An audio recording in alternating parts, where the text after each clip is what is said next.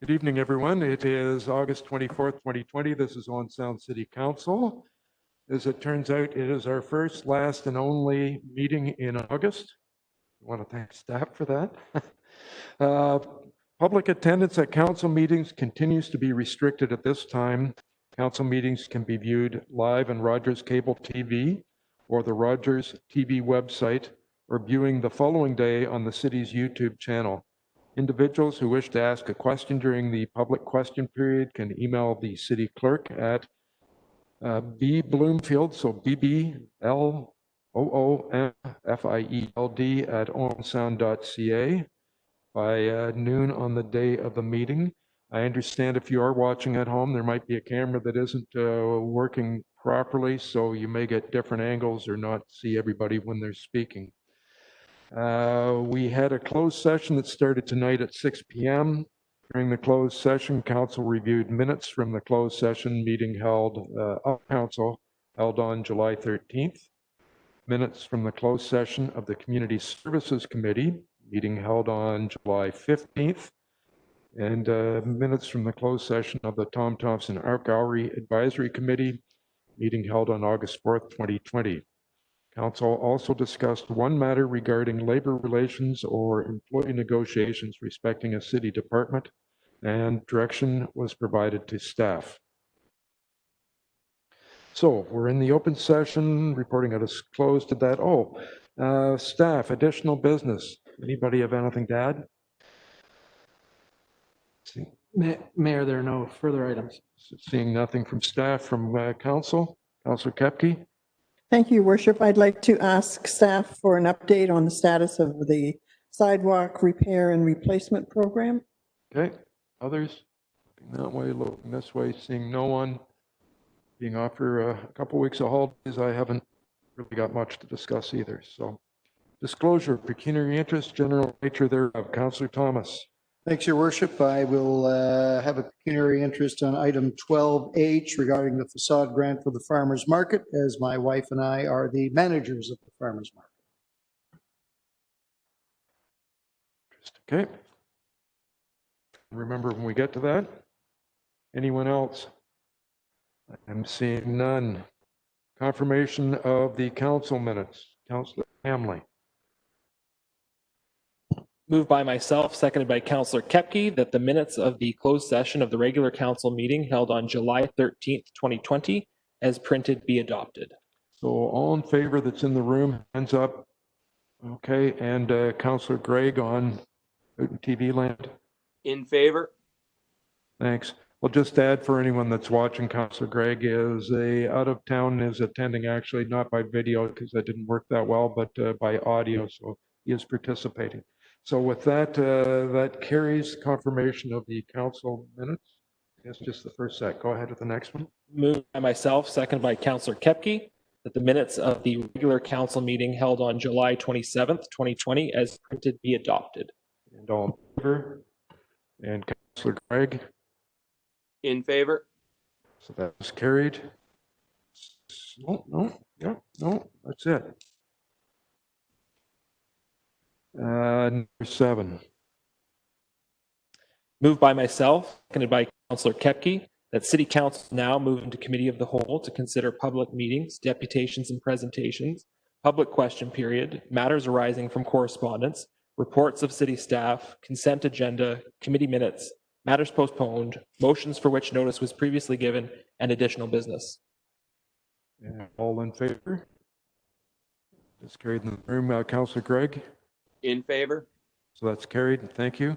So we're now in Committee of the Whole. At number 8, we have a public meeting. It is to declare surplus and dispose of municipal property being Part 3 on Plan 16R 5091 23rd Street East. And declaring the public meeting open. Through you, Your Worship, notice of the public meeting was posted on the city's website and published in the Sun Times on July 31st. The notice of this public meeting required individuals wishing to speak at the meeting to contact the clerk by the end of the day on Friday prior to the meeting.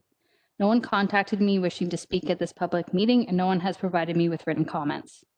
Any personal information collected at this public meeting is collected under the authority of the Municipal Act. The information collected will be used to complete the disposition of land process and will form part of the public record. Questions about this collection should be addressed to myself, the city clerk. Thank you. Ms. Coulter? Thank you, Your Worship. The city has received an offer on lands described or located on the south side of 23rd Street East of 16th Avenue. The lands were not listed for sale and had not yet been declared surplus. They're outlined in blue on the screen in front of you. They have about 61 meters of frontage, 70 meters of depth, 1 acre in lot area, and abut the Kenny Drain. The property is designated employment and hazard in the city's official plan and similarly zoned heavy industrial with an area of hazard associated with the Kenny Drain. The city's normal development process would apply to the future development of the lands. However, storage and warehouse type use is a permitted use as well as a shop for industrial use.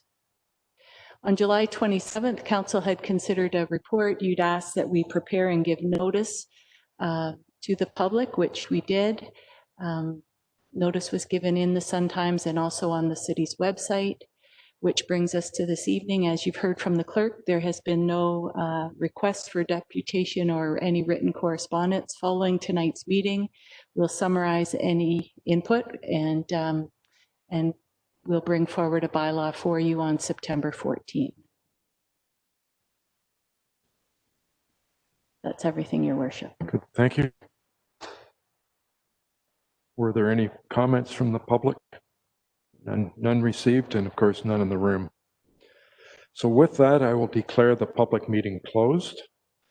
And next on our agenda at number 9 is a deputation from Francesca Dobbin, United Way, Graham Bruce and Gray.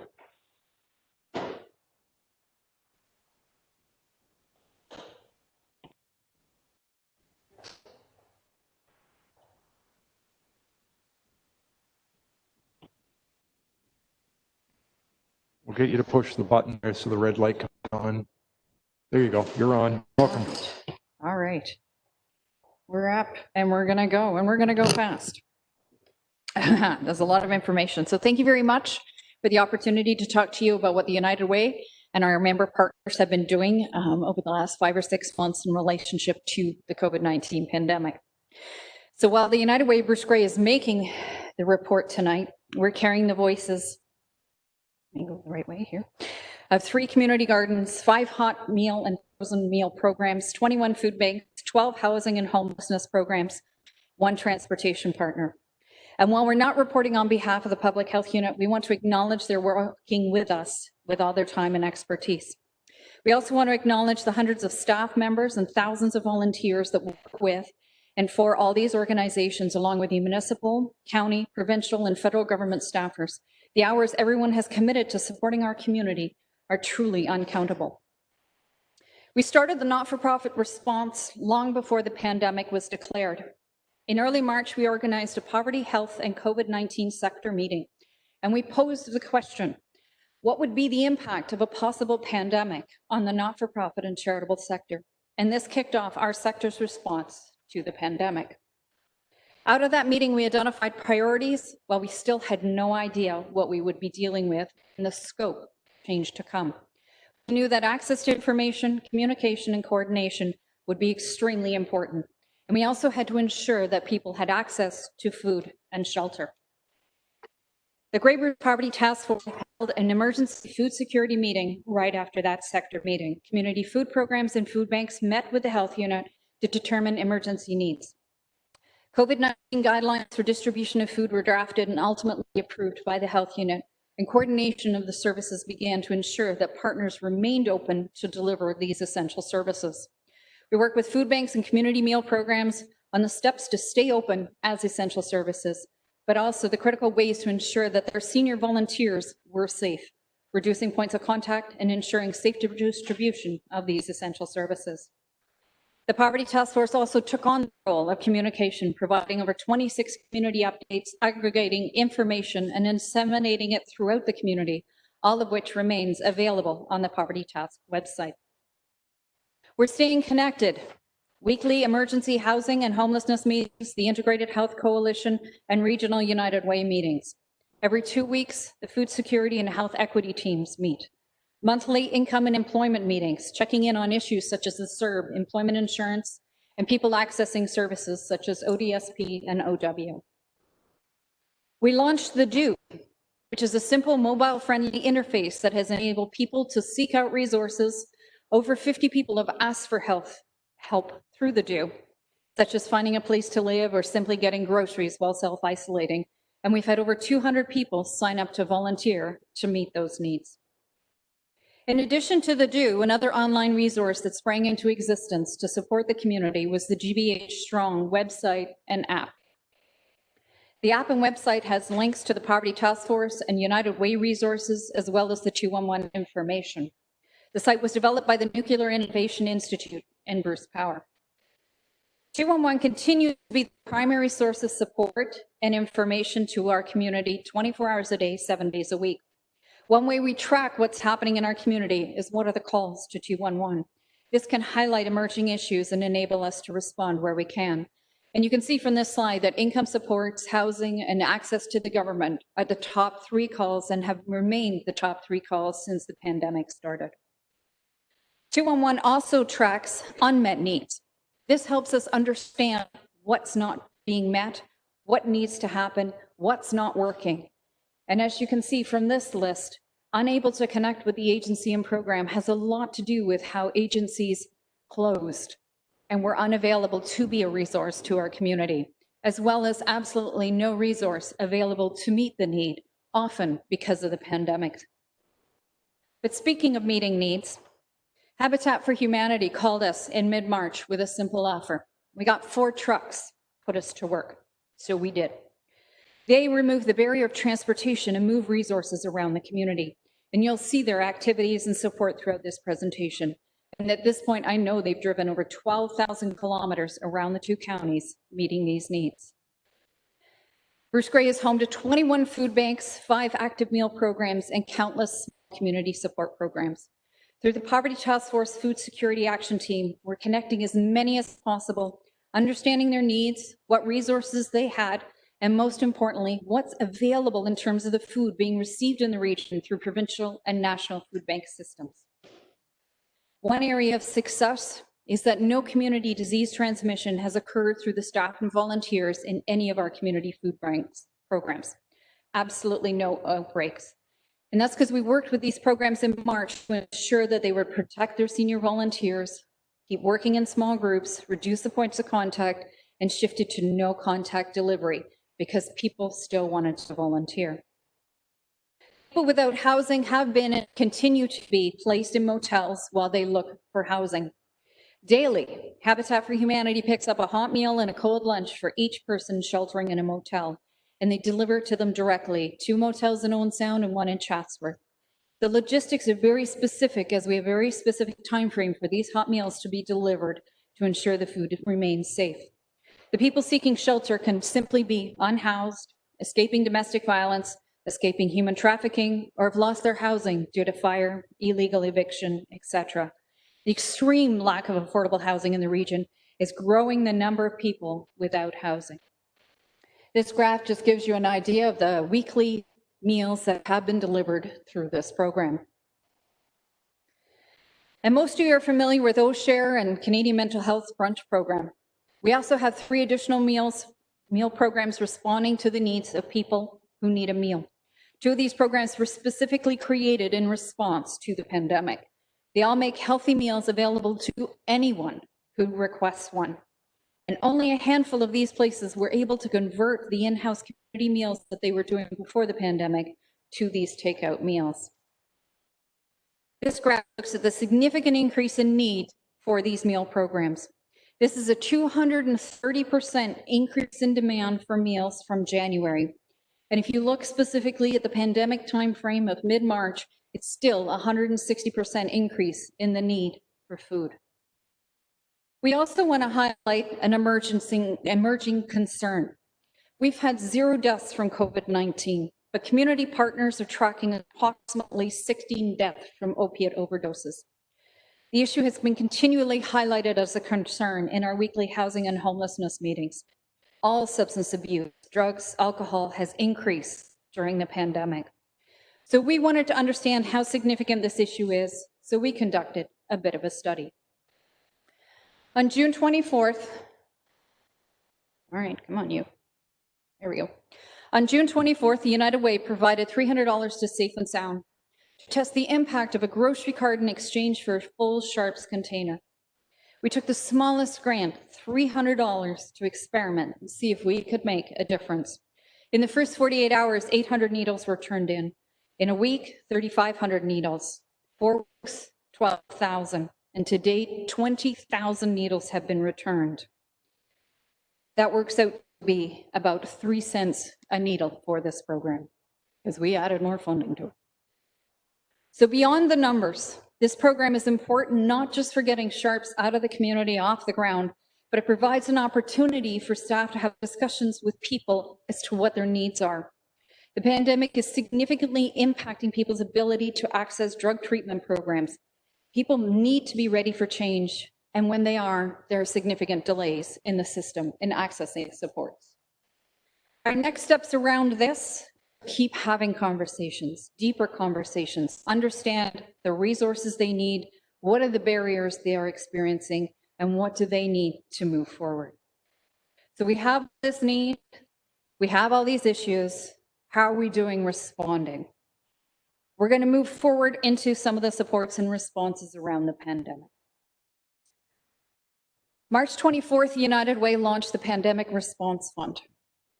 And the numbers there speak for themselves. Between government grants, flow-through projects, and community donations, almost $1.1 million has been made available to the community. And to put this in context, the entire United Way budget for 2019 was $1.2 million. We have essentially run an entire organization in 5 months. Our pandemic fund has 3 basic areas of focus: basic needs, help for seniors, and building capacity in community services. For the specific donations to the United Way, 97% of those funds provided to the community has been focused on food and food bank related supports. And you'll continue to see that through our data.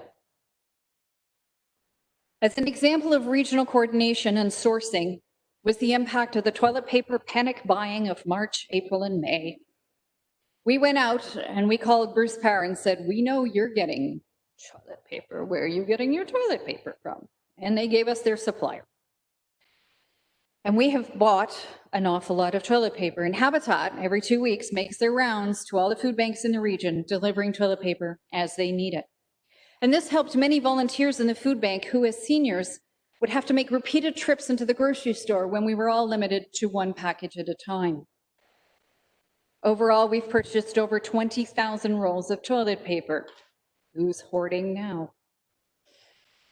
The New Horizons for Seniors grant went primarily to food hampers for vulnerable and low-income seniors, but it also went to programs that helped to connect people to resources through the use of tablets, as well as activity kits for seniors with dementia. The Government of Canada, through Employment and Social Development Canada, provided funds to support local community service organizations that provided rapid emergency community support to vulnerable community members. We, as the United Way, received $390,000, the Community Foundation $192,000, but we did this as a team, a joint review team for all the grant applications for over $500,000 into our community. This is the graph around the United Way funds and where they went.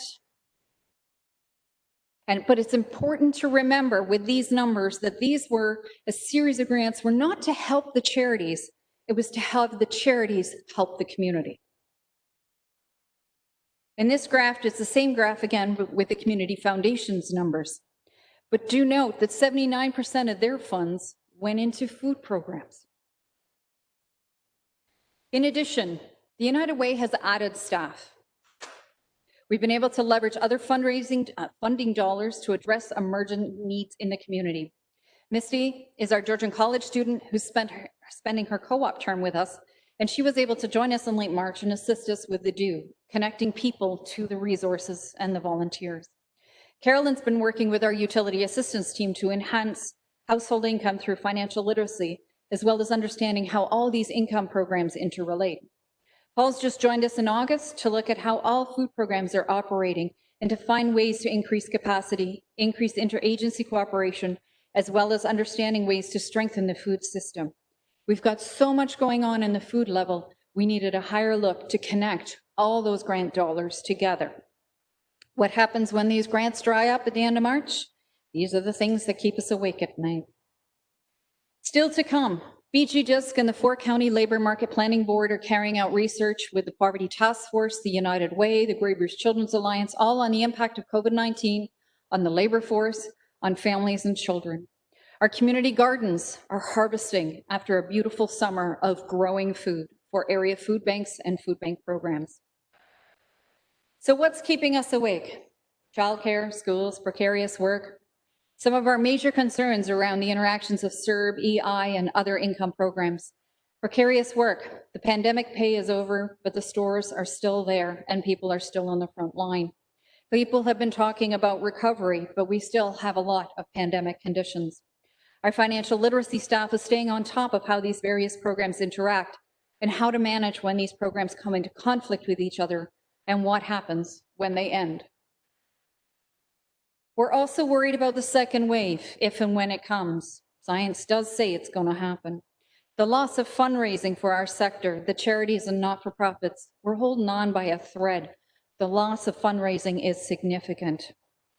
The Community Foundation had an impact survey that they sent out to the community, and I quote, "While local organizations remain optimistic about the future, the survey results reveal that local organizations are concerned about financial difficulties, even possibly facing closures in the future, but anticipate an increased need for services, particularly related to food and mental health. We're worried about winter food distribution.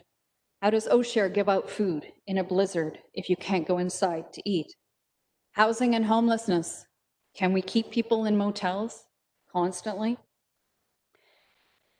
The needs of our community are as wide-ranging and diverse as the people we serve. In hard times, we turn to our communities, Owen Sound to Dundalk, to Point Clark, and to Tobermory, and all the rural points in between. And without fail, they activate and unite to combat the problem at hand with their volunteerism and donations. Every person in our region has been impacted, if not by the virus itself, but by the impacts of self-isolation and physical distancing. We were challenged to find new ways to help. As the needs of our community continue to evolve and other programs are adapting, the United Way has discovered innovative methods of closing the gaps. Our rural nature necessitates collaboration and creating community. If we approach the need from how do we help, the community as a whole comes out stronger. Thank you. That's great. Thank you. That's an awful lot of information. And luckily for us, we had the slides with the agenda early, so we got to review it. I've been constantly surprised as I've talked to people through the last 5 months. Just about every day you talk to somebody that's affected by COVID, that from a different angle, from a different point of view that you didn't even think about. So recognize what you have been doing and trying to fill those gaps and deal with those people. So thank you for coming and making that presentation.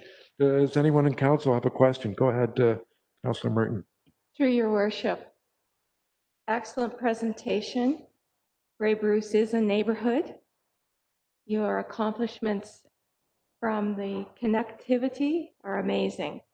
My question to you is this: how can we as a council and our community help you so you get some sleep at night?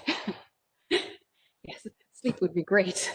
The best way to help is to be informed, understand what's happening on the ground. Those who can make a donation, pick your favorite charity and make a donation. It's very hard. Like, I know we're down $250,000 at least when we're looking at our projections. But our food banks, all our food programs, we have lots of food, but we need operating dollars as well. So if you haven't made a donation, if you've gone to an event, if you participated in any kind of run-a-thon or anything like that, I encourage you to reach out to those community partners and make that donation. If you make a significant donation at Christmas, can you do it now? Because we need this now. Because hopefully by Christmas, we'll be able to run around our community.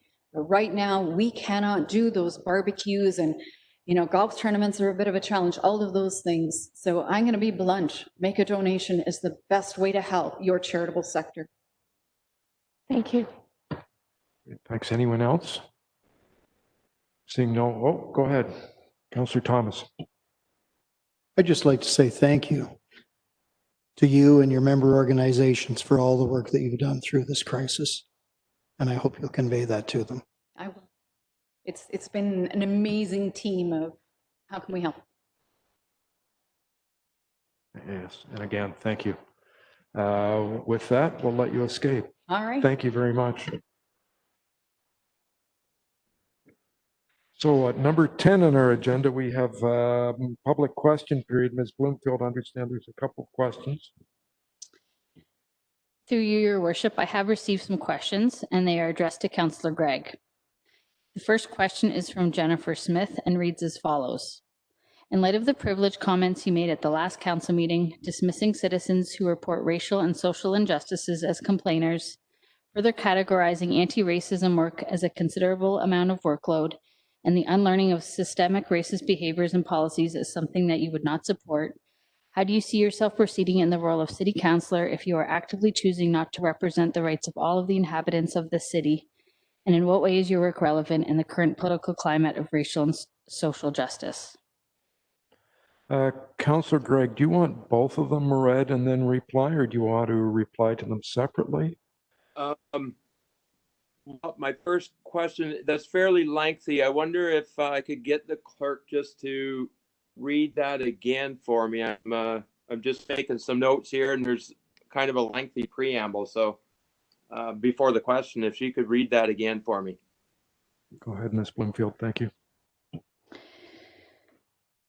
In light of the privileged comments you made at the last council meeting, dismissing citizens who report racial and social injustices as complainers, further categorizing anti-racism work as a considerable amount of workload, and the unlearning of systemic racist behaviors and policies as something that you would not support, how do you see yourself proceeding in the role of city councillor if you are actively choosing not to represent the rights of all of the inhabitants of the city? And in what way is your work relevant in the current political climate of racial and social justice? Okay. Thanks, Brianna.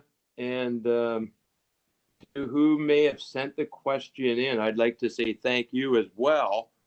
I've always been quite supportive of anyone with the courage to ask a public question period, and I actually don't think it occurs often enough. I guess I should say that I did have, following the council meeting, a visible minority in our community come to me who, along with his family and friends, was supportive of me discussing the motion. I think I've always been a councillor who is desirous of as much information to consider in a report as possible.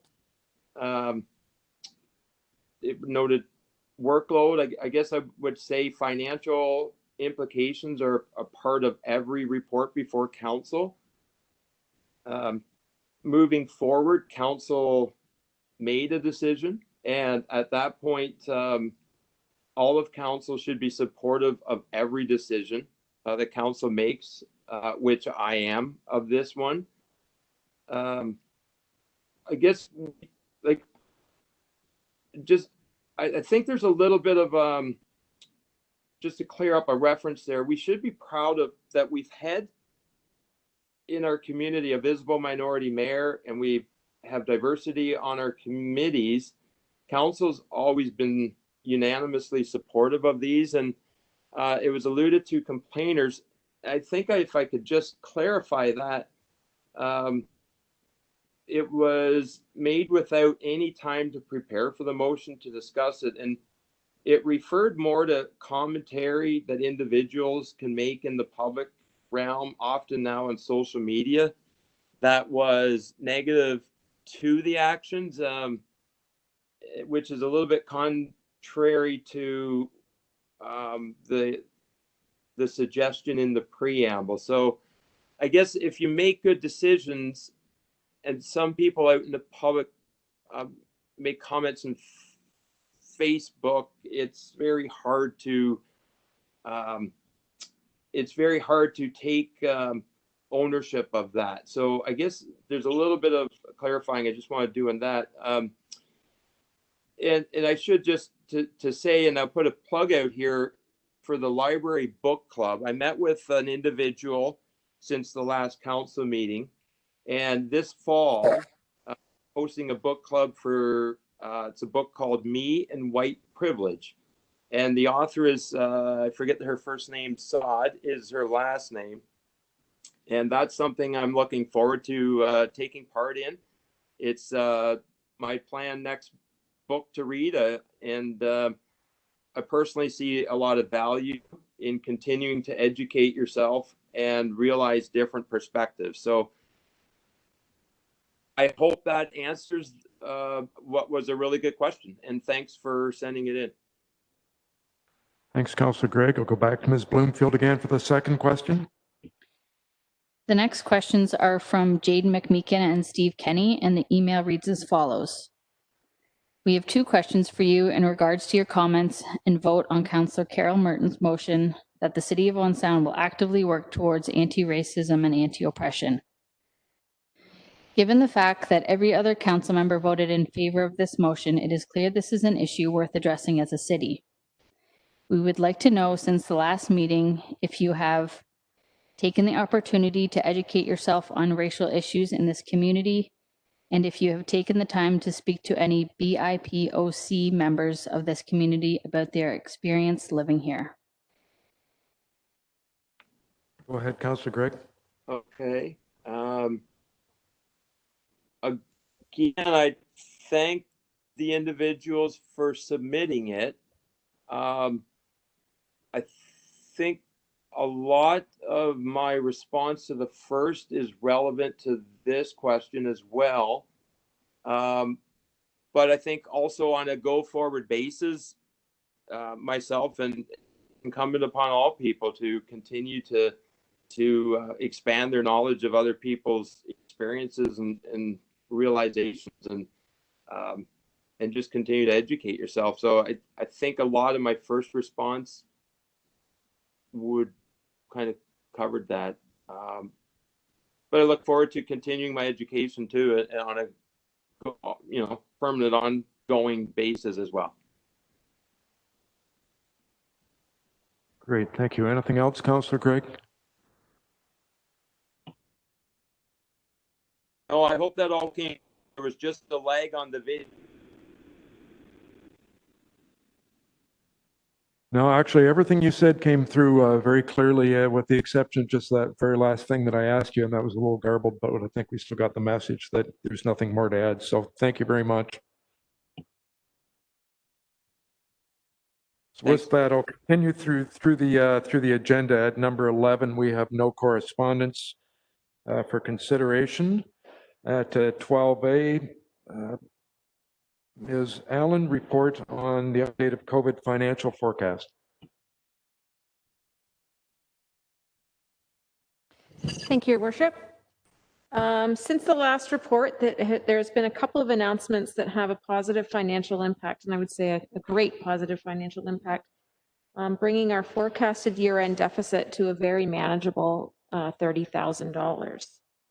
The Safe Restart program announced dedicates $4 billion to helping municipalities recover and restart. $2 billion is dedicated to transit and is allocated in 2 phases. Under phase 1, the city will receive $172,000. And at the time of writing this report, the amount is sufficient to offset our projected net deficit under transit. Any amount received over and above our demonstrated deficit, we are able to retain, We will hold those in reserves, and ultimately it can be applied to any future amounts not yet considered. There will also be a second phase of this program where we can allocate any additional costs, and my expectation is that will be through the first quarter of 2021 as well. The other 50% will be provided to municipalities to address operating pressures and local needs. Phase 1 allocations have been communicated. They're entirely based on population, and the city is entitled to $622,000. Combining this with other non-COVID related surpluses and fiscal mitigation efforts brings our estimated year-end deficit to $30,000. As noted in the financial section of the report, our actual COVID expenses and lost revenues are closer to $900,000. Reducing this by the $600,000 received leaves about $200,000 to $300,000 that we will be able to apply for under phase 2 of this program. And in addition to that, staff will continue to identify and accumulate any COVID-related costs or lost revenues that could be applied for under phase 2. Any surpluses that remain as outside of COVID, how we treat those will ultimately become a year-end decision, but it does provide us a bit more flexibility. Attached to the report are 4 worksheets. The first one is our summary of our current deficit, including the application of the $622,000. The explanations in the far right column are just to describe the variance between this report and the last report, but not an explanation of the entire deficit. The capital progress spreadsheet is also a document that council is familiar with, and it just demonstrates where we are with our capital program. I'll note that there are a few projects on that sheet that are highlighted in bright blue. These projects were deferred sort of around the beginning of the COVID pandemic. And even though we're sort of now not under the financial pressure, staff have restarted some projects that were originally deferred, but because we were short on staff resources and other things, we can't always just jump right into this and start those projects. So I'll give you the heads up that you will see many of those projects in our 2021 budget. That being said, they'll be fully funded. We'll carry that funding forward from this year. And then finally, there are 2 letters from the Minister of Transit and the Minister of Municipal Affairs. The report has 2 recommendations, and it's basically to authorize the treasurer to sign and return those letters of agreement to each of the ministries in order to receive that funding. Great. Thank you. Councillor Kepke. Thank you, Worship. I'd be happy to move that recommendation, and thank you for the wholesome report. Thank you. Other questions, comments, anyone? Go ahead, Councillor Tamming. Kate, through the chair, thanks for this excellent report. It's very good news, and I don't think any of us saw this 5 months ago. The capital items that we deferred, are there any urgent ones? Have you heard of any urgent ones that we should? And would it take a formal motion in council to reactivate that which we deferred? So 2 questions there. Are there some things that absolutely should happen this year yet? And B, would we have to bring another motion? Without going through the projects one by one, I can say that we focus the resources we have on the top priority projects. So nothing is being deferred that was of an utmost top priority. As far as restarting them, I don't think a motion is required. Council never confirmed that we would defer those projects or specifically said yay or nay to deferring them. Our resources are what dictated that, and whether or not we had the staff time to move forward. We do have the staff time to move forward, but we also have our planned capital for the fall as well. So I think just in order to utilize the staff resources that we have, it makes sense to defer them. Financing them next year won't be an issue, however. Okay, anyone else? Not seeing anyone else, I will call the question. In favor or opposed, hands up in favor. And Councillor Gregg on the telephone. In favor. So that is carried. I do note that we sent a letter to the Minister Clark, Minister of Municipal Affairs and Housing, as well as Minister Mulroney, the Minister of Transportation, for saying thank you for those funds, because it sure helps take a little bit of concern off of all of us that were worried how we're going to meet budgets. So we certainly appreciate the help from the province on that. We did say with that carried, right? Good. 12B, Mr. Simmons. Thank you, Mayor and members of council. Glad to be here with this report.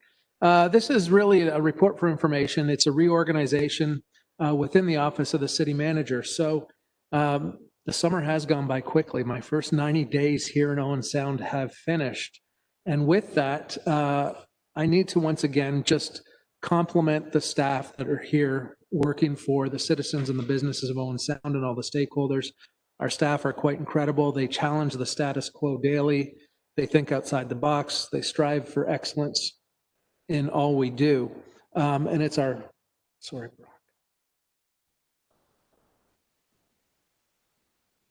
Brock. My apologies. If you want to just keep proceeding with 13C and then we'll move it and then we'll go back to B. Sorry about that. Thank you so much. My apologies. Thank you, Councillor Hamley. So we'll continue to move forward. Staff have been very evident in everything they're doing is challenging the status quo and working exceptionally hard every day. With that, Council at the time created the 2015-2020 Owen Sound Strategic Plan, making our vision clear. And that plan had 4 focus pillars that provided a clear direction of where the city was, where they wanted to be, and how they would get there. Those 4 pillars being economy, society and culture, finances and environment. The plan and those 4 pillars had 15 objectives, and each objective has a series of actions that went with it for staff to monitor, work towards, and report back to council with. Those reports I've outlined here as hyperlinks that members of the public can easily access and follow the completion of those actions each and every year since the plan went forward. However, as the plan states in its title, it is to 2020. And knowing that, we are looking for, what I'm proposing is that staff move forward with a refresh to this strategic plan, and we will bring that back to council for your approval. And that refresh will last approximately 18 to 24 months and then better align with the term of council. So that will put us through to 2022. At this time, a complete overhaul of the strategic plan and where we are with those actions and how COVID has impacted some of the actions in the strategic plan. I think it best to continue forward and continue on the same path with those focus pillars. In addition to that, being mindful of where we are and in reviewing various plans in the city and the budget of the city, I'm using this opportunity to second 2 key employees to join the office on a secondment, and secondment is a temporary basis. They will still be looking after home-based elements of their job description and still performing some of those duties, but the majority of the time spent will be with myself in reviewing transformative planning elements that are needed to create baselines leading up to this new strategic plan in 2022, and then looking forward of creating hopefully a vision plan of an Owen Sound 2050 and where the city wants to be in 25 to 30 years from now. A number of plans that lead into that, just for your reference, that will play into that is a employee satisfaction survey, a citizen satisfaction survey, a people plan for our own staff, building employee engagement and organizational culture here, and then looking at community engagement. I think over the first 90 days, hearing from each member of council and also members of the public is how do we create a more robust engagement opportunity for citizens, and that's what this group will be looking at under my leadership. So with that, that's the report. Great, thank you. Get someone to move the report, and then we can have a discussion. Councillor Thomas. I would move that recommendation. Okay, questions, discussion? Seeing none, call the question. All in favor? Councillor Gregg? In favor. I think it's a terrific plan to the city manager. Great, thank you. So that carries. I'm surprised there wasn't discussion. I think this is one of these reports that's kind of pivotal that moves us forward from getting through COVID and those types of things that now we're starting to look at and we're starting to move ahead and take some big steps here. So I think it's a really important report. So thank you. If I can go back to, if you can go back to 12B, which was the COVID report, Mr. Simmons, we can do that one next. Thank you, Mayor and members of council, and apologies for putting those two reports out of order. So with the COVID update report, we reported last time that we would come back monthly as opposed to every meeting. This is our update for August. A number of great things have been going on within the city and within city staff. Again, safety first is always our first principle in any decision we make, whether it's opening up public washrooms or opening up registrations for campgrounds, opening up registrations for events. Safety first is always the number one priority. With that, as our Chief Financial Officer and Director of Corporate Services reported earlier, the Ontario government did invest $4 billion to help municipalities. We're extremely grateful to the Ministry of Transportation, Ministry of Municipal Affairs for receiving just over $700,000 worth of support here in Owen Sound. I would like to note that our Grey Bruce Medical Officer of Health, Dr. Ian Ara, issued an order for the mandatory wearing of face coverings in enclosed public places. However, that face covering order was extended on August 14th last week and will be in effect for another 4 weeks, 28 calendar days. So just making and reiterating the Grey Bruce Medical Officer's additional order for wearing face coverings in enclosed places. There have been a lot of questions about the temporary field hospital at the Bayshore Arena. Thankfully, we have not had to use it at all, which is a very good thing. However, ongoing talks with the Owen Sound Attack, the OHL team, and the hospital and Grey Bruce Health have been very positive. We've initiated further conversation at the beginning of October to look at potentially dismantling that location. They would like to do it in a way where it can be put into storage and taken out when needed again, if needed again, whether here or somewhere else. But at this point, conversations are going forward with both, very positive from both sides, again, from the OHL, our own uses of the arena, and from Grey Bruce Health and the hospital itself. The Regional Recreational Center is now in use. There are programs underway there. Guidelines from the province have allowed for up to 50 people in indoor spaces. So the Family Y, our partner, has opened up day camps in July. They've reopened the health and fitness and recreation component of their operations on August 10th. The city has also continued to offer traditional summer programs within, of course, within the guidelines of the province, and we do all that again in consultation with public health.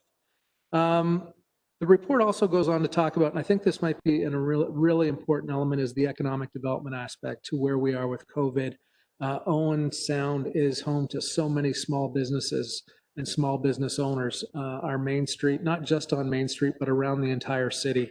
And we are trying to assist as much as possible with those reopening processes.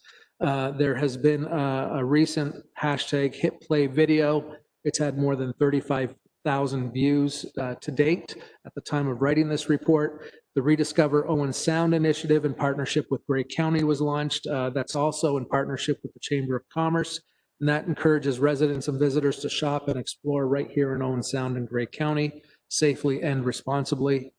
The business toolkits with window signs and rack cards were distributed.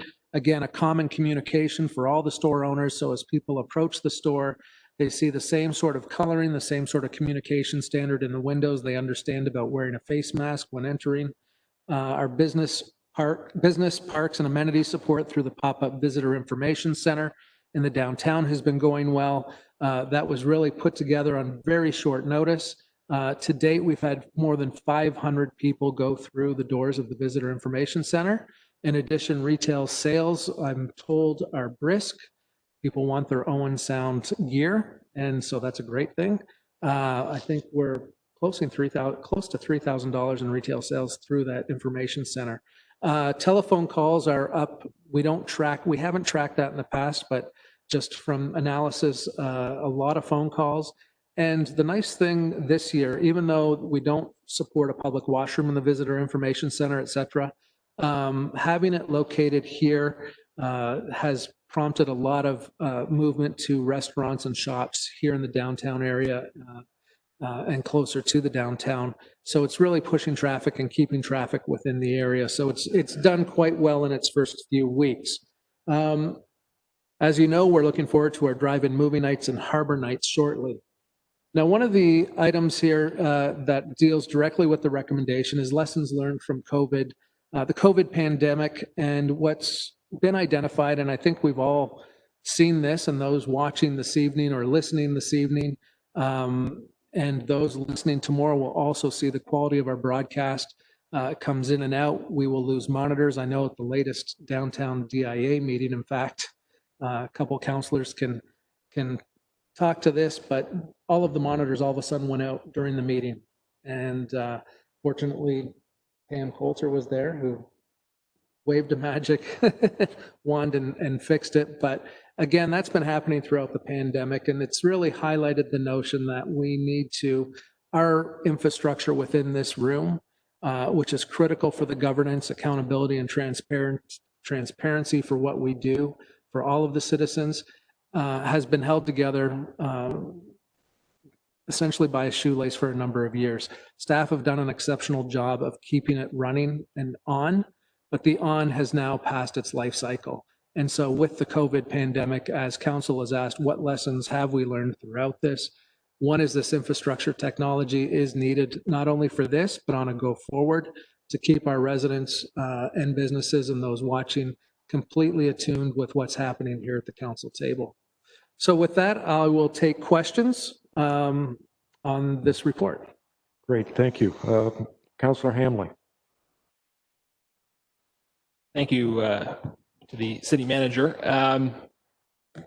We all know, and anybody who watches city council has a pretty good idea just how glitchy the audio visual in the chamber is. I think as I speak, one of the cameras is out.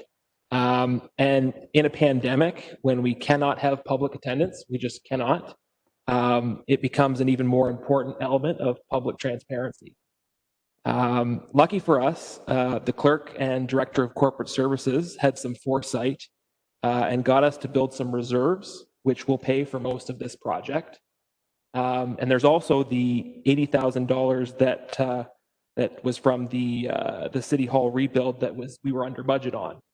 I do have one question for the city manager. I often get requests from residents who have hard of hearing, and they would like maybe some closed captioning. And I know the current system does not support that, and I was just wondering if maybe the new system would be supporting that. Mr. Simmons?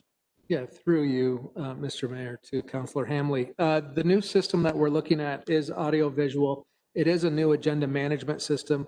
Closed captioning will be part of our new broadcast capability here also. So the money's there. We're strengthening public transparency, and we're upping our accessibility game. Is that fair to say? Fair to say. Okay. For me, Your Worship, this is a slam dunk, and I'm happy to move the recommendation. Great, thank you. So it's moved. Councillor Kepke, I saw your hand go up. Thank you, Your Worship. Just a couple of questions. What improvements took place with the renovations to the sound system? Sorry, through you, Mr. Mayor, to Councillor Kepke. With the renovations, with the redo of City Hall? Yes. So I know in speaking with staff on this, and I could have I'll ask staff to jump in if I don't get all of this, but the room that we're in right now was updated from a physical meeting space room for people to be here, to have a gallery sitting where we're sitting right now. The audio visual aspect, the actual cameras, the wires in the wall, were not part of that remodel at all. Okay, and my next question is, what ownership does Rogers have in any of this system? They're the ones that use it and we put it in for them to use, correct? So through that, I'd have to maybe ask our clerk about the actual ownership aspect, but I can tell you that in conversations, we did consult with Rogers looking at this room and the AV needs. Rogers has been very clear with us that the updates, any updates, will not be provided by Rogers. They will continue to broadcast. They don't know for how long they will be able to supply an actual body to assist with that broadcast. Another positive with this upgrade is that we will take on full ownership of all of our video intellectual property and also control of the actual broadcast itself via the clerk's table here.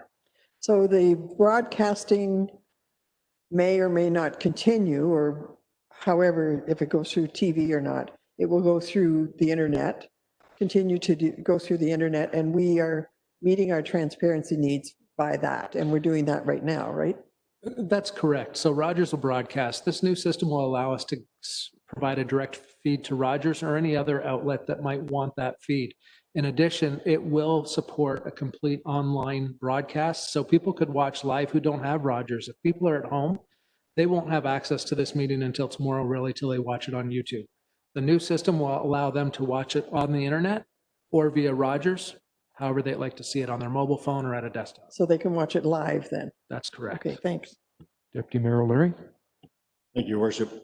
As it is right now, I won't be supporting the motion. I have to disagree with Councillor Hamley. The money is not there, as I see it. I guess I'll begin with the question for Director of Corporate Services. How did we end up with a $90,000 surplus in IT? That would be related to IT capital, not IT operating, and that's sort of reviewing the capital plan that was put forward. We do have some changes in our IT department, and with the new management that's sort of acting in place of an absent staff person, just looking at our priorities and reevaluating some of those projects, it was determined that we don't recommend moving forward with a couple of them. And those would be highlighted in the capital progress spreadsheet that was attached to my financial report. So we're recommending that we utilize that funding towards this project instead. So I just remember during budget how we starve for an extra 40,000 or an extra 50,000. We go through line by line. IT is one of the departments where, you know, with the exception of maybe Councillor Thomas, we really don't understand it. And so here we are with an extra $90,000 in surplus. And not only are we going to spend it, we're going to double it to 180, and we're going to spend $180,000. And I think just at the, like, I understand we may need work to do, or we may have work to do, but I think at the very least, we should defer this to budget and go and discuss this through everything else. Because the way I look at it, if we have 3 directors, if all 3 directors had a $90,000 surplus, that's $270,000, and that represents more than a full percentage to our taxpayers. So I just, like, I feel like I don't understand IT enough, and I struggle with it during budget, and now we're coming back with $90,000 extra, and we're going to spend 180. I just can't support that. Go to Ms. Allen. I can be, yeah, and I hear what you're saying. I often make the analogy that for me, IT is a lot like when I take my car to the mechanic. I have to have faith that the mechanic is giving me the information because I don't know anything about what happens and how my car works under the hood. Specifically in IT, what we are recommending deferring is a Microsoft Office upgrade. With Tim's arrival, we have discussed other options for our operating system. I don't even know if that's the right word for it, but using perhaps an Office 365 approach, Microsoft Teams, and a couple other add-ons such as that. However, that means that we're not replacing our licenses for our existing Microsoft Office applications, and that saves us $80,000. Okay. Yep. Thanks. Councillor Merton. Through your worship to the city manager, I know this is a question we've chatted by technology. So it's fair to say that because you've included it within this report, the expenditure may be included as a request within phase 2 of the COVID-19 funding, that there's a possibility it could be an offset? Through you, Mayor, to Councillor Merton. Yeah, the notion of having this as part of the COVID update report, A, is lessons learned, and B, is to strengthen the relationship between the two, because it truly was highlighted over the past 3 to 4 months, even prior to me beginning here, the issues with technology and allowing that accountability, transparency to the public. As far as the phase 2 COVID funding goes, we have been told that it will be forthcoming. We don't know what the parameters will be, but of course, any dollar that we can put in it, whether it's this or other things towards COVID-related activity, will certainly be in phase 2 funding request. Through your worship, to the city manager.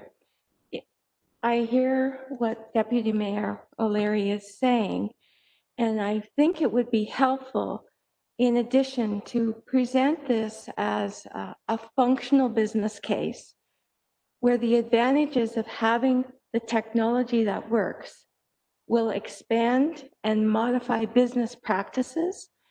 Committee meetings allow us to start to use the technology to enable efficiencies in operations. And I believe that that could be incorporated so that we start to see it as an additional add-on value, not just the way we're doing business today. It's not business as usual.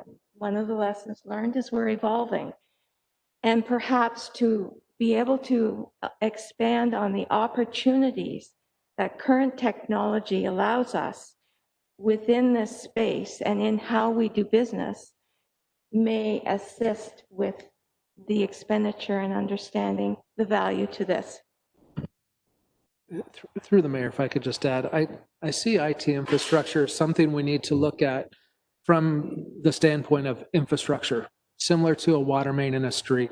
If a water main broke on 2nd Avenue in front of City Hall here, there would be no question we would go out and replace that piece of critical infrastructure. As we move forward as a city, our audio visual and our IT infrastructure is just as critical as electricity was, as water pipes are, et cetera, moving forward. So, Okay, Councillor Thomas. Thanks, Your Worship. Few people will know I've worked in broadcasting for over 40 years now. Hard as that is to believe. The one thing that every broadcaster knows is there's nothing that will alienate and anger your audience more than bad audio or bad video. They just will not tolerate it. So who's our audience? Our audience are our ratepayers. And I think that we owe it to our ratepayers to give them the best possible signal out of this chamber that we can.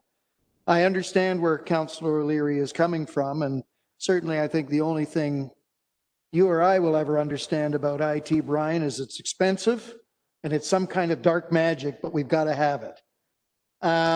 You know, from my perspective, you know, I think it's going to be money well spent down the road. My concern initially with waiting till budget time would be that by budget time we could be in quarantine again.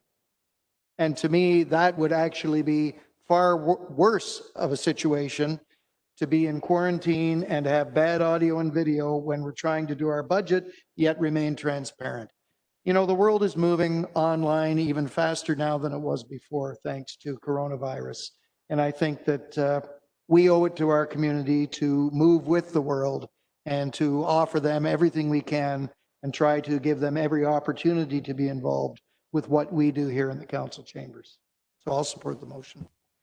Other comments? Seeing none, I will call the question on the recommendation that was moved by Councillor Hamley. All in favor? And Councillor Gregg? In favor? Okay, and opposed? So one opposed, so that the rest are in favor. That carries. Thank you, Mr. Simmons. We are down to 12D, report on human resources. Ms. Allen, go ahead. Thank you, Your Worship. I'll refer to this as a housekeeping report. It really is the final stage in our most recent contract arbitration that wrapped up in January of this year.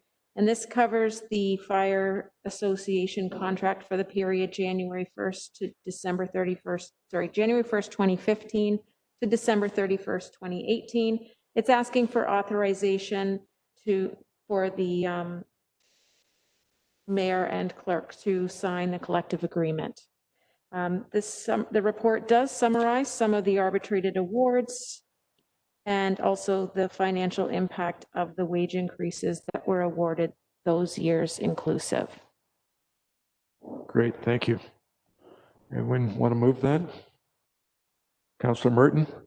Through your worship, I will move that. And any discussion? Councillor Hamley? Can I have a recorded vote, Your Worship? Sure. Any other discussion? Go ahead, Councillor Thomas. I'd just like to underline again for the public that are watching that while the wage increase over the duration of this contract was $980,000, we did have legal fees of $220,000 on top of that. Now, I have been following council for many, many years, and I can't recall the last time there was not an arbitrated settlement with this department. Chief, I'm not sure whether you can add something, but it's been a long, long time, I think. We are going to arbitration on every contract, and I think it's just important to underline for the public that the city is on the line for that kind of legal fee, $220,000 every time we go to arbitration with this department. Thank you. Thank you. Other comments? Seeing none, you asked for recorded vote to Ms. Bloomfield. Go ahead. Councillor Dodd, In favor? Councillor Gregg, In favor? Councillor Hamley, In favor? Councillor Kepke, In favor. In favor? I support this. In favor? In favor? In favor? Oh, I'm going to get you to push your button. You're on. There we go. sorry, the resolution was carried with 9 in favor and 0 opposed. Great, thank you. Just before we go to the next report, I was just thinking, Councillor Gregg, just give us a little shout out if you want to speak to something, because of course I can't see you put your hand up. So we're over the page to 12E, Mr. Kafalis, report on 10th Street Bridge. Thank you, Your Worship. I've got a bit of a presentation to go along with my report. Essentially a status report to bring council and our taxpayers up to date in terms of the status of 10th Street Bridge. Just to start off with, I really love these historical photos of what Owen Sound used to look like. And we can see here we have a picture of when we actually had the rail crossing at 10th and 1st Avenue. And we can see how busy the port was at one time. So essentially, since my last report, as a project team has dealt with quite a few issues in terms of soft ground, record levels in water and within the lake and the bay, obstructions that weren't contained on any as-built drawings in terms of trying to put the sheet piles in. We had a moving building, so we had to change some of the construction practices and methods to help reduce any potential impact on that building. And eventually we did get to the point where we could actually start installing the abutments themselves after the piles were in on one side. So what you see here is after they've put up the forms, they've done the steel work, and again, they start pouring. And again, that's you're trying to pour in one day, so you have to have all the trucks ready to go. You got to make sure they're not standing there long enough, because you have to reject the concrete if they do. And you make sure you vibrate the concrete to eliminate any voids within the concrete itself and the abutments. After that was completed, we had to bring a material into backfill behind the abutments, as well as bringing a riprap that we placed in the abutments. You can see some of the material, that nice clean stone is what you'll see exposed around the retaining walls and in front of the abutments, which is right now is underwater. But if the levels do return to what we consider normal, you should see that rock, or maybe not. Again, you can see as we finished one side, they were still driving piles on the other side. Here, the piles are ready to be driven in with the actual hammer to make sure we hit refusal. Again, dealing with COVID-19, as I indicated in my previous report, we did have 2 piling crews on site. One had to be removed because just trying to maintain some sort of separation, as well as Powell, who was a subcontractor for all the piling, did have commitments on other projects. So those changes had to be made to the actual schedule of how things were done. Once we got to this stage, it was fine because we only needed 1 piling crew. Next, I'm trying to give you a bit of perception of what it looked like in terms of trying to keep that the cofferdam the sheet piles in place with all the water rising to levels that it had. And it does give you an idea of how deep the actual abutments are that will be actually underwater. And again, here is on the west or east side, I should say, and you can understand, I mean, the water levels up to those I-beams that you see coming across. That's roughly where the water level is. So essentially we have, once the forms were removed, you had to end up filling up these little voids where all the tile connects were. And again, what you see beside the guy that's actually working there, that's what will become the riverbed as we move forward. And again, the big day came. Our biggest day on the project, as far as I'm concerned, was the delivery of the girders and the installation of the girders. And you can see the size of them. These girders were roughly about 25 meters in length and about 1.4 meters in depth. You can see the trucks that were used to bring them on site. We actually have a telescopic trailer to allow for the long haul of such pre-manufactured girders. It's funny because the night before they arrived, I actually had these nightmares about them arriving on the east side and trying to get them maneuvered around to the west side to actually have the girders installed. I started sharing that with some of the people on site. So our consultant, his nightmare the night before was that the girders were too long because you can't really cut them once they arrive. And then one of Luby's inspectors said that her nightmare was that it'd be too short, and when they try to put them in place, they just drop into the river. And at that point, we figured we needed a lot more girders to actually create something to go across the river. So it was quite something trying to share all that and everything that goes through your mind, hoping that this goes off without a hitch. And again, you can see me lifted off the flatbed, being installed in place, swung into place. They had to bring in a crane. It's a 600-ton crane. The girders themselves are like 26 metric tons each. You can see all the ballast that's needed on the back of the crane to make sure it doesn't tip over. I've been on site before where we've tried to move things that were a little heavy for the crane, and the near catastrophe you see when that happens. But this crane barely moved. This just swung him into place like it was nothing. Again, you can see him being swung into place and sitting on these little rubber, I guess you call them bushings. You can see in the lower picture, they just rest on top of there in a diaphragm. You can see all the rebar that's been put in place for the diaphragm and else around the girders. And again, you had workers on each side just moving the rebar to allow these to slide into place. Again, some more pictures of the girders going in. There's 10 girders that had to be put in place. That'll hold up the deck for the bridge. And again, just more swinging into place. The funniest thing is, I think, like our video's out today, so the latest video regarding the bridge, there is a co-star in it. You'll have to watch it to see who the co-star is. But the big thing is, we took 9 months to come out of the ground. And then in 4.5 hours, the bridge actually took shape with all these girders being delivered and being placed. And it was quite something to see how easy, what it perceived, like it was planned, there's so much planning that goes into it, but just how easy it went off. It was truly, it kind of just allowed us to see that the forest is starting to clear and we're starting to come out of the woods in terms of this project. So what happened after that is the deck framework. You place all the decking on top and on the sides for diaphragms. That went off quite quickly. And again, after that, we had to lift the water main into place, the fused pipe, high-density polyethylene pipe that actually goes across in between some of the girders. It's insulated. It protrudes 1 meter from each side. And that's the big thing. Right now, you have to wait to actually hang it. You have to pour the deck, and then you're going to be able to hang it from the deck. So a lot has gone on within a couple of weeks before, you had a bridge, and now all of a sudden you have a bridge, or at least the shape of a bridge.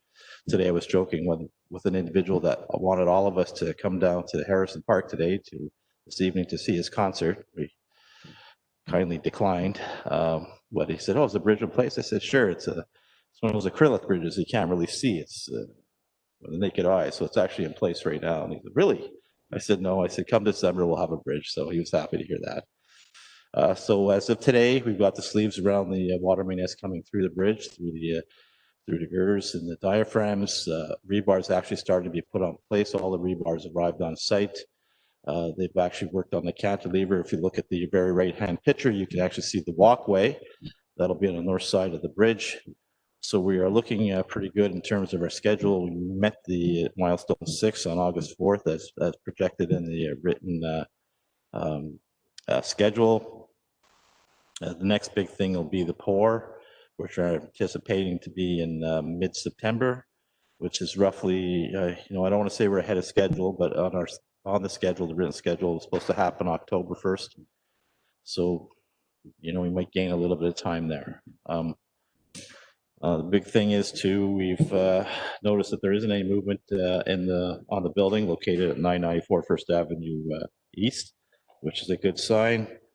The bad news is that, going through the budget, we did run into a lot of contaminated soil that we couldn't identify before during our investigation post-construction, because it was actually located right under the abutments around the wooden piles, and that was what the cause of the contamination was. So even when we were drilling and identified very little contamination, we couldn't get at that area because it meant actually drilling right through the bridge and through the abutments to identify that area. In terms of the soil that we'll remove from site, we're roughly within the quantity or just a little above the quantity that we anticipated. The problem is getting rid of contaminated soil versus regular soil. There's a huge difference between the costs, and that's what you'll see reflected in the report as part of the financial budget implications. So we're looking at being over the projected contract budget by about $257,000. And other than that, I'm open to any questions regarding this bridge. Great, thank you. Someone want to move it first to get it on to the Councillor Dodd is moving the report. So now it's on the table. Questions, discussion? Councillor Thomas. It's not specifically about the bridge, but it is about the bridge. I had a contact from a constituent who was wondering what the plan is for the return of the streets to their original configuration in December when the bridge is completed. And specifically, this individual was concerned about the line painting that should accompany it because, in Owen Sound, we need those lines. Otherwise, it's a free-for-all. That's a great question because we've been discussing that just previously to you posing the question. In the perfect world, we would put the reconfiguration back as we open up the new bridge. But based on the issues that we had last year when we tried to get line painting done late in the season and the early spring, trying to actually get a contractor on site and the conditions in terms of weather to allow us to properly paint the roads, I can't see that happening. So what we're anticipating will happen is that the detour configuration will remain in place even when this 10th bridge is open until the spring when we can actually get the line painting done. We might try and do a bit of refreshing just before while we can, and then do the massive return to the way it was reconfigured prior to the bridge coming out time in early spring. It's funny, we've had several constituents that have come to us, business owners and just regular people that I've met over since I've been here, and they're saying they really love the detour. They love 8th Street the way it is, and they said you should leave it that way. And I said, well, that's not the plan, and until we get a whole bunch of people petitioning say they want something differently, we're going to go back to the original configuration. And that's not saying that we might run into some ungodly warm weather or something, and maybe we can do it sooner in the spring. But now it's anticipated; it's probably the most prudent to wait until the spring to do it.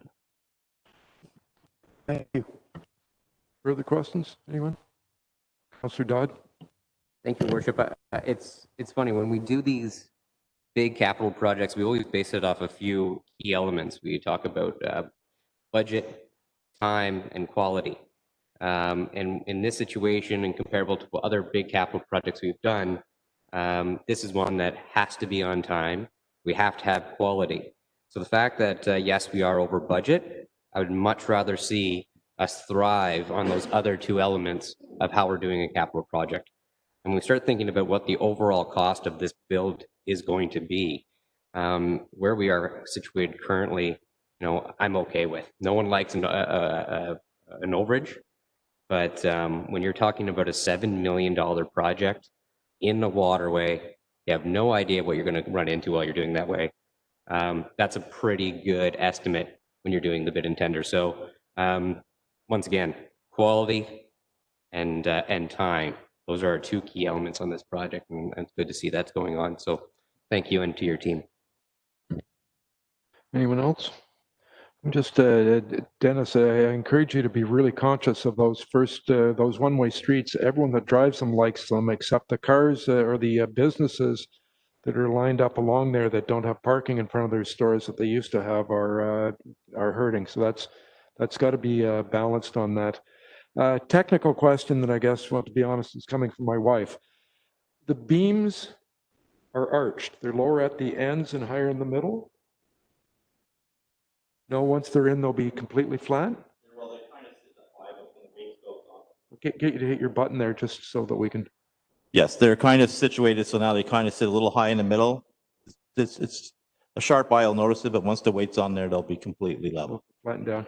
And are the beams in the middle higher than the ones on the outside, or are they the same all the way across? They'll be uniform across. Okay, good. They just, it's hard to tell from certain angles whether there'd be a runoff or something. I think it is because they are on an angle, and even like when the approaches, when you look at it, it's not like perfectly square. The bridge kind of, it doesn't sit square perpendicular to the river. It kind of skewed by a little bit, so it gives you that impression. Good, thank you. I will. Oh, Councillor Gregg, any questions? No, I don't. I echo the comments of Councillor Dodd. It's you know, if we deliver this project in February, it could be a lot more expensive than $250,000 if you lose various business or factions of your downtown because of it. So schedule at start of December is excellent. Good, thank you. So I'll call all in favor? And Councillor Gregg? In favor. So that's carried. Thank you, Mr. Kafalis. 12F, I think problem is Bloomfield. Is that yours? Go ahead. Through you, your worship, our current encroachment policy is approximately 10 years old and requires updating. Staff have prepared a draft bylaw that will replace the policy and accomplish many needed updates. For instance, there are new set application fees and agreement fees that represent a greater portion of current staff costs and can be reviewed annually with the fees and charges review. Currently, taxpayers are bearing the cost of individual encroachment applications that do not provide a general benefit. Moving to the fee suggested will make the applications more closely follow the user pay principle, and it also provides clear notice to applicants of costs related to the process. The update ensures that agreements are registered on title to protect the city with notice to future owners and requires certificates of insurance to address city risk in providing encroachment agreements. The bylaw enables the city to restore property where a property owner is encroaching and refuses to rectify the situation, and allows the city to apply for set fines, which will provide staff another tool to achieve compliance. The recommendation in the report is to direct staff to bring forward a bylaw to approve the encroachment bylaw and to repeal policy CRS C33, bring forward a bylaw to amend the fees and charges bylaw to increase the fee for encroachment applications to $400 and add a fee for encroachment agreements in the amount of $600, provide notice of the amendment to the fees and charges bylaw, and apply for set fines under the encroachment bylaw in the amount of $300 for a violation. Thank you. Councillor Merton? Through your worship, I will move that recommendation. Thank you. Councillor Gregg, it seems to me this is one that you notified me you want to speak to. Go ahead.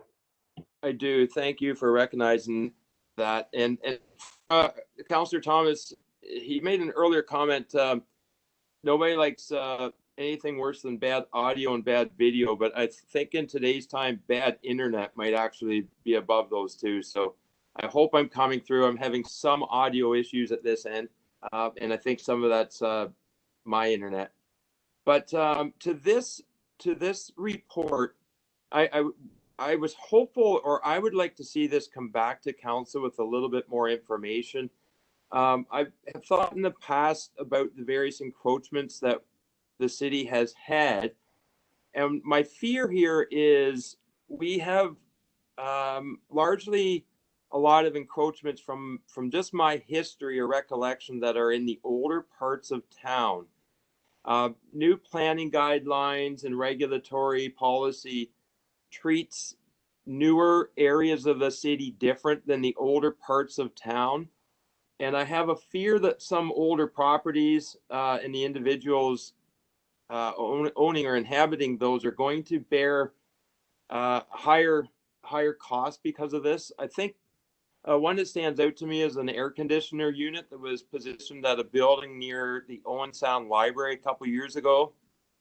And this is through no fault of the property owner.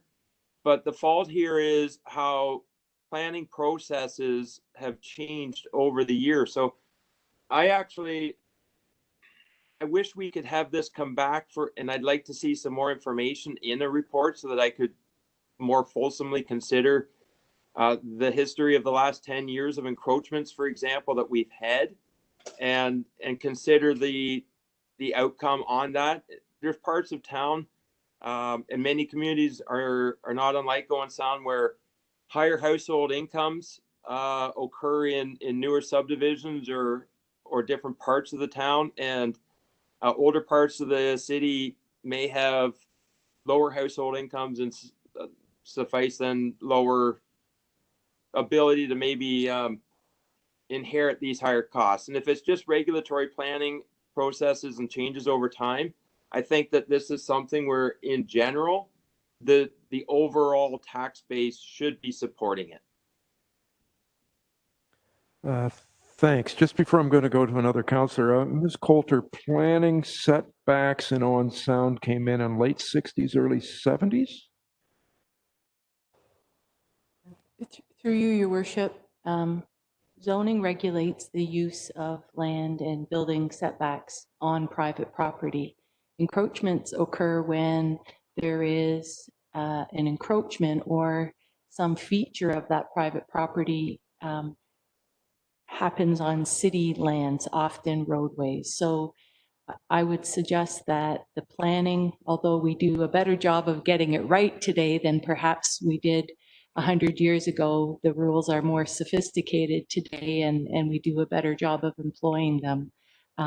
Encroachments, the zoning with respect to setbacks wouldn't have changed. Just the accuracy of the work we do today is better.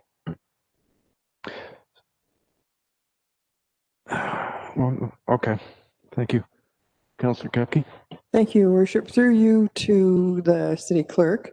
The majority of encroachments are brought to our attention through the sale of a property. Is that correct?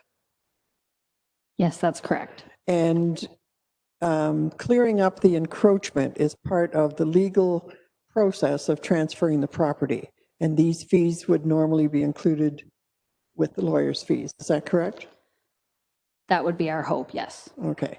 So when people are selling a property, they would know about the encroachment prior to selling it. So that is something that the two parties would discuss, correct? Yes. Okay, thanks. I can maybe answer that just from practice. A purchaser will do a purchaser traditionally would do a full search that would include building and zoning and all those types of things, and would get a report back from the city that if there is a survey attached, would show that front step encroaching onto the street or a garden or something like that. The vendor may not know. It would be through the purchaser's search at City Hall that they would find that, and then it would be a requisition to the vendor to fix it. In the last few years, title insurance has taken over. The people aren't getting surveys. We're not even doing building and zoning the same way. We're title insuring over it because it's probably cheaper. All the city searches and things add up to about $185 now, and you can get title insurance covering all of it for $285. So, we've kind of priced ourselves out. The city's priced themselves out of the market to a certain extent. So it's possible that a purchaser now it would be title insured and they wouldn't find it until after the fact. Then title insurance would pay out and pay for it if it was discovered after that. But normally it would be the vendor would have to correct the title because there's an encroachment that the purchaser would find doing the title search.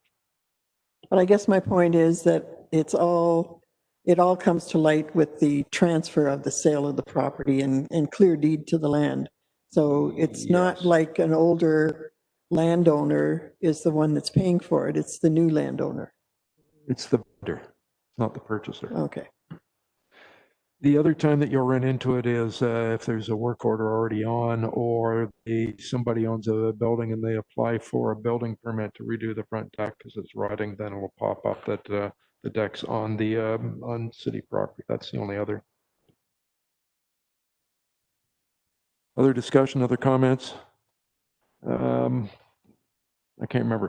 Councillor Merton moved it. Councillor Gregg, you talked about wanting more information. Were you moving a deferral? I was actively listening to the discussion. As it is, I'm just opposed to the motion at this time. Okay, so I'll just call the question, and any other councillors wish to speak to it? Seeing none, so I will call the question in the room in favor.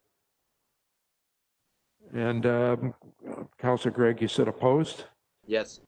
So it is carried with one opposed, the rest in favor.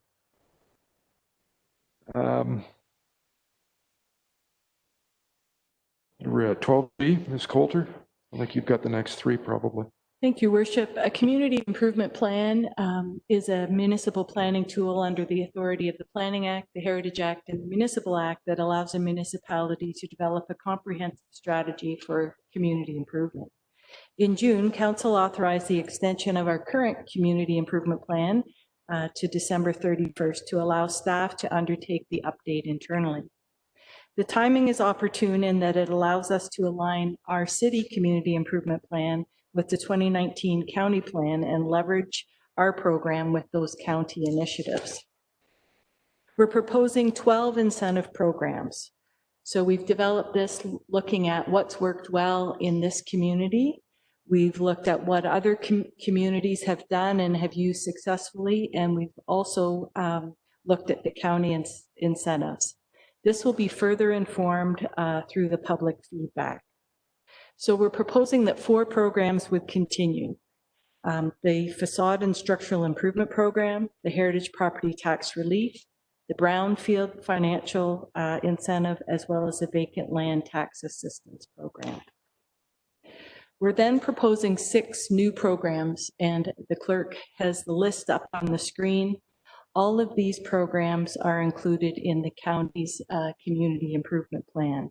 I think the one of note, especially for Councillor Thomas, we had our pop-up shop initiative sort of put on hold this year with COVID. And so that's an interesting maybe way to get at that. There are 2 other programs that would be modified. Those are the study and design grant. In the past, it was restricted to environmental, and now it would be a more general studies and design grants. And then lastly, the development charges grant. Right now, you have a development charge, I'll call holiday in your existing DC bylaw for purpose-built rental accommodation. So coinciding with an update to the development charges bylaw that Ms. Allen's working on for purpose-built rental, what we're proposing is that we would move that into the community improvement plan. We'll explore that further, but what it allows us to do is, rather than funding it in just 1 year, to fund it over perhaps 5 or 10 years. So we're proposing we would move it into the community improvement plan. So in terms of next steps, the community improvement plan is very much like an official plan. We need to give public notice and have a public meeting. So we're looking for your direction to give that notice, looking at a date of September 28th for that meeting. September 9th, we're going to do a presentation to the DIA and get their feedback on the draft. September 16th, we'll get feedback through Community Services Committee. And then, as I mentioned, September 28th for our public meeting, we'll have a dedicated website in advance. And then ideally, we'll have the recommendation report to council on October 19th.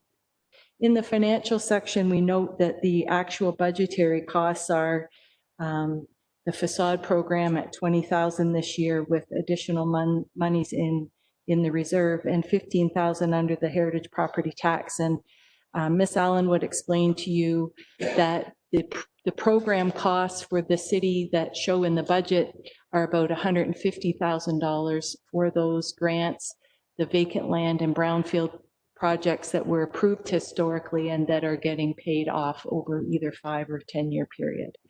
So with that, Your Worship, the recommendation is that Council would receive the report. You would direct the city clerk to prepare for that public meeting and issue notice for the meeting, and that following the meeting that staff would bring forward that recommendation report for your consideration. Great, thank you. Councillor Kepke? Thank you, Your Worship. I'd be happy to move that recommendation. Any questions? Go ahead, Councillor Merton. Through your worship to Pam. I just need clarification about a couple of the new grants, just for me to understand. Under the development fee deferral, it certainly relates to purpose-built. Under the surplus land grant opportunity, is there an intention that this would also be directed to address the needs identified by our municipality? Certainly that would align with our community needs, strategic direction, or time-sensitive needs. I'm wondering if there was an intentionality or any thought about that. It just says for development purposes, but I'm wondering if this creates an opportunity for us.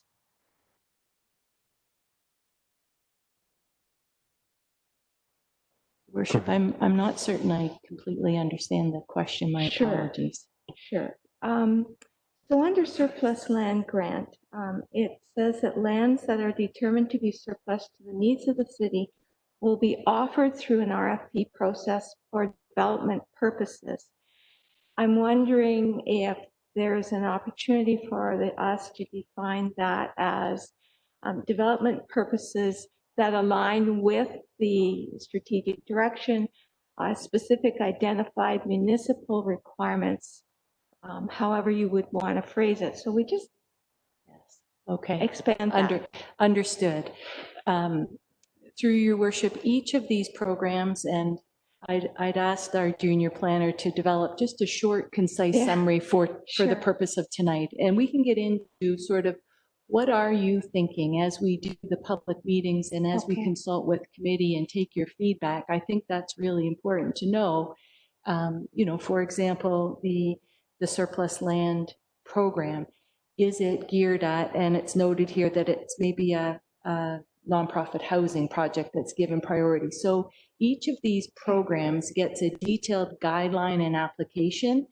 And so through that detailed workup, we would develop just those types of things that you're speaking of. Excellent. Just one more question through your worship. Go ahead. The vacant building conversion expansion grant. So I need to understand the interrelationship between what the city offers currently around vacant building. I think it's a rebate of some sort, and the opportunity to get a grant to expand and convert vacant. Is the intention, or has there been thought given to continuing with both, or would it be one would be replaced by the other? Your worship, if I understand the question directly, one of the programs that we would keep would be the vacant land redevelopment tax incremental financing. So for example, Family Health Team used vacant lands. It had been vacant for more than 10 years. Their taxes are phased in over a 10-year period so that the bump up between what they used to be taxed and what they're taxed with a nice new building is phased in over time. The vacant building conversion is just an existing building that is existing vacant space converted into new commercial, residential, and mixed use space. So one is land and one is vacant buildings. Yeah. Perfect. Thank you so much. Okay, anyone else? Councillor Dodd, go ahead. Thank you, Worship. I would also point out that I believe it was Councillor Thomas who made the recommendation that we will be looking at the vacancy rebate again once the 10th Street Bridge is reopened. So I will call the question then if no one else All in favor, hands up. And Councillor Gregg? Eric? Good, so that's carried. We're at 12G, no, 12H. I think, is that facade Thank you, grants Worship. next? Yes, Yeah. this is a facade. This is a facade and structural improvement application for the farmers market at 88 8th Street East, located behind City Hall. So the city's facility division has applied for a facade grant for the installation of aluminum eaves troughs on the north and south facades. Currently, these are in poor repair and were cut off and are just draining onto the sidewalks. Applications are evaluated on consistency with design guidelines, life safety and structural issues, as well as the overall benefit. These improvements are structural improvements necessary to maintain the safety and integrity of the structure. This is a designated property under the Ontario Heritage Act and is given a higher priority under the program. So the recommendation is that we would consider this as a double facade grant, given that it is so visible from both 8th Street as well as First Avenue and the municipal parking lot, and that you would approve it subject to the conditions in Schedule B. Great, thank you. Someone want to move that? Go ahead, Councillor Merton. Thank you. Questions? Seeing none, call the question. Oops, sorry, Councillor Hamley, I missed that. Go ahead. Yeah, I just have a question, if maybe a point of clarification, as Councillor Merton would say. On this report and the next report, we're applying to ourselves for a facade grant. Is that correct? I'm just trying to Thank you, understand Worship. At the current time, the program guidelines doesn't preclude city properties from applying. So in this case, our manager of property has applied under the grant. The eaves troughs weren't in the budget this year. They are, they are in need of replacement. It's an important fix. So, and you're right, there's only one budget overall. So essentially it's robbing Peter to pay Peter. But if in the future, the community improvement plan, you wanted to take out city properties, certainly that would be council's prerogative. And just the facade grant program in general is generally there's not a whole lot of take up on it. Is that correct? We certainly have approved a number recently. We do have some money in reserve, so we're not oversubscribed. These are not significantly expensive projects either. Okay, thank you. Anyone else? I will go ahead, Councillor Tamming. Yeah, to Councillor Hanley's point, Madam Coulter, through the chair, I do find it passing strange that we would access this fund. I find it odd, and perhaps I can discuss with you, perhaps. I just think it's a straight capital improvement we're really talking about. And I mean, I suppose a washroom at Harrison Park could be construed in some ways as a facade improvement if we do something on the outside. It just strikes me as odd. And I'll just leave it at that. I'm not opposed to this for now. But... Something to look at in the future. Councillor Dodd? Thank you, Worship. And I would just, you took the words out of my mouth, this is a program that we've put into place that we have buildings that are available to be done that way. Whether we take $7,500 from this program and add it to our capital fund at the end of the year for the 2021 year, or you use the valuable resources that have already been in there, the council's already approved on, that are going to sit in the reserve anyways. It's not like we're pulling these, this is capital funding. So once again, if we're using capital funding, we'd want it to remain in capital. But if it's something that needs to be done, it's either going to be on a budget line, or we're going to be able to do it currently with a current reserve in place. I think it's probably a little bit messier than it needs to be.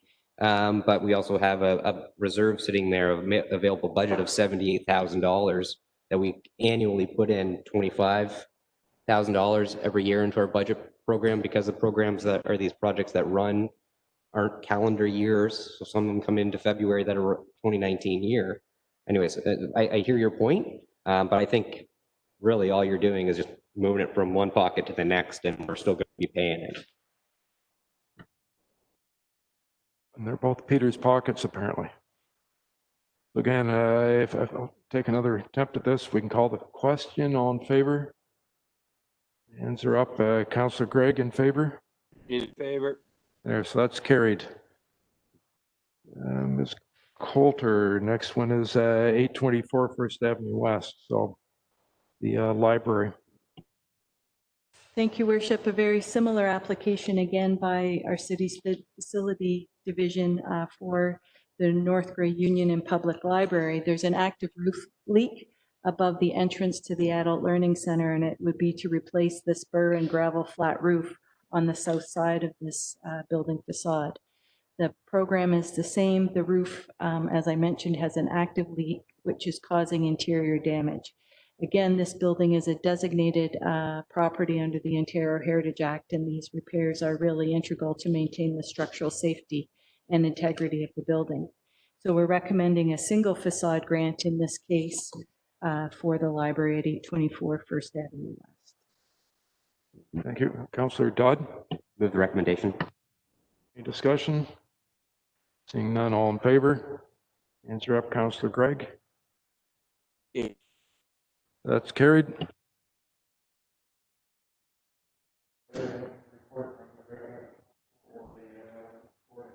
Thank you, Worship. I have a health unit report. We continue to have full control over the outbreak in Grey and Bruce County. As of August 22nd, 2020, in Grey and Bruce counties, a total of 127 cases. All except 2 have been recovered. 0 cases currently hospitalized, 0 deaths, and 0 facility in COVID-19 outbreak. Continued successful deployment of case management, contact management, and outbreak investigation and management, including workplace investigations. We've been working with all schools in Grey and Bruce to ensure safe school reopening. Public health has been actively engaged in a number of activities to support school reopening in our region. Activities to date, Medical Officer of Health's open letter to parents and guardians of school-aged children, weekly status update and consultation meetings with local school boards and school officials from all schools in Grey and Bruce, and scheduling for several town halls on safe school reopening. One series of town halls will be with parents and the other series with school staff. Testing strategy for Grey and Bruce and workplace testing. The 3 rounds of testing at Bruce Power and Chapman's Ice Cream were completed. Data from the feasibility study are being analyzed, and a final report to optimize the process of testing will be shared with relevant stakeholders, such as the Ministry of Health and other health units. Mask use in public places, continued communication with the public and stakeholders to ensure sustaining the optimal participation from the public and using masks to reduce the virus transmission. Consideration of the status of the emergency, working with 2 counties and some of the lower tier municipalities on evaluating the status of the emergency and appropriate timing to declare it over. Working with 2 counties and some of the lower tier municipalities, 1 evaluating the need for the recovery centers. And finally, ongoing actions taken by the Grey Bruce Health Unit, receive and review reopening plans for locations closed due to COVID-19, including inspections as required. Board of Health Unit infectious disease team continue with case and contact management, reporting and responding to COVID-19 related calls, and contact tracing exceeds provincial targets with 100% of all cases contacted within 24 hours. The Grey Bruce Health team continue to ensure essential public health activities not related to COVID-19. With that, Your Worship, I would move receipt of that report. Great, thank you. Any questions for Deputy Mayor O'Leary?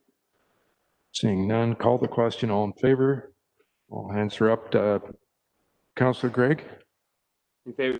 Good, so that's great. So we're down to number 13 on our consent agenda. Ms. Bloomfield, if you want to give us a rundown, thanks. Through your worship, on the consent agenda this evening is minutes for receipt from the DIA Board and Police Board and a flag flying request from the Grey Bruce Labour Council. Business licenses were issued to Profile Medical Cosmetics at 1415 First Ave West, Suite 3004. Scenic Cycle Bicycle Sales and Service at 180 12th Street East, and Rebecca's Pretty Green Hair Services relocated to 340 10th Street East. The last item on the consent agenda is the information package. A full listing is available at 13F. Great. Thank you, Councillor Hamley. Moved by myself that City Council receives items 13A to 13F on the consent agenda dated August 24th, 2020. Great. Call the question. All in favor? And Councillor Gregg? In favor. So that's carried. We can go back through. A was Owen Sound Downtown Improvement. Councillor or Deputy Mayor O'Leary, anything to report? Nothing, Your Worship. Okay, and then we've got 2 from the Police Board. Councillor Kepke. Thank you, Your Worship. Minutes of the April 29th meeting. OPP and Owen Sound Police continue to work together on several drug seizures. Staff explained the Here to Help program where vulnerable individuals who are isolated can call to talk about issues affecting them, and a fleet report was presented at that meeting. On the 27th of May, 911 calls have seen an increase in approximately 10,000 over the year 2019 from 2018. The 2020-2022 Strategic Priorities Plan was reviewed and discussed, and the new taxi bylaw has received 3rd reading, which includes provisions and licensing for drivers for hire.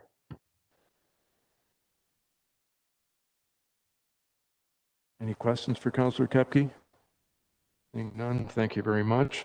So we're down to number 14, which is committee minutes, starting off with Accessibility Advisory. Not much to report, Your Worship.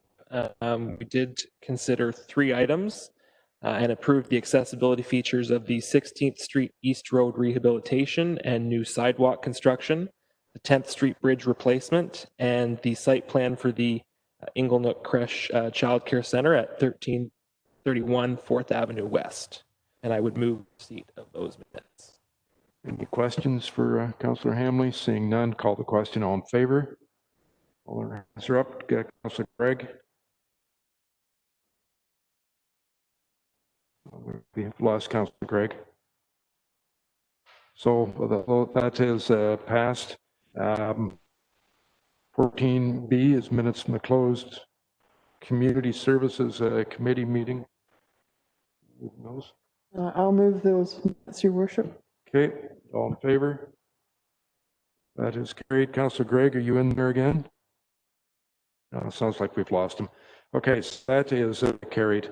14C, minutes of the Tom Thompson Art Gallery Advisory Committee meeting. Councillor Tamming.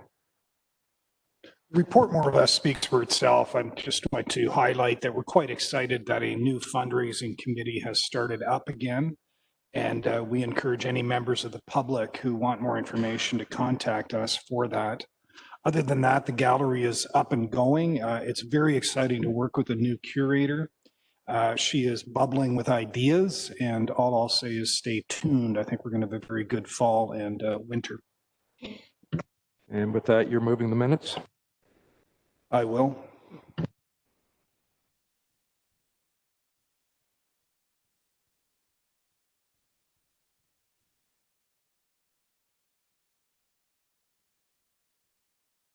I just moved those, 14D. 14D, yes, is a closed minutes, so you're just moving those and not obviously discussing. Yeah, so moving. Good, thank you. All in favor? That is carried. Thanks. We are at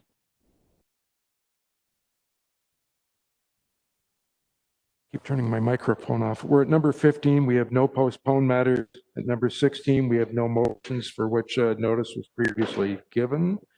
Additional business, I think, was Councillor Kepke. Thank you, Your Worship. This question is directed to the Director of Public Works and Engineering, and I was just wondering if we could be provided with an update on the status of the annual sidewalk repair and replacement program. Thank you for the question. Through Your Worship, this year, most of that money allocated for that budget will be going towards the repairs associated with the resurfacing program, a vast majority of it. The rest will be identified for areas that where repairs have taken much longer to implement than originally anticipated. I mean, people who've been on the list for quite a few years, we're going to address some of those. In terms of the work on Main Street, on 2nd Avenue East, we did have a contractor lined up. They were originally supposed to arrive here on July 20th. It's a month later. They're still not here. They promised that they're going to come this week. In anticipation of them possibly not coming, We are mobilizing Public Works staff, again, just adding to their large list of, I guess, projects that they need to address. So we'll be mobile them as well to make sure we can start working at downtown this week. Moving forward, in the past, I guess the big issue was that we always waited to try and put out a number of these concrete repairs as one big contract and never had anyone bid on them. I guess that was an effort to economy of scale to help save money, and I guess we kind of did because we never were able to spend the money to start with. So moving forward, we want to start issuing as and when contracts so that as we make water and sewer repairs, we can get our staff, whether they're in Public Works or in water distribution, to call a contractor. And given that it'll be in residential areas and small in terms of the scale, that we should be able to find someone able to do that. They can fill it in when they're not as busy and get the work done in a more timely manner.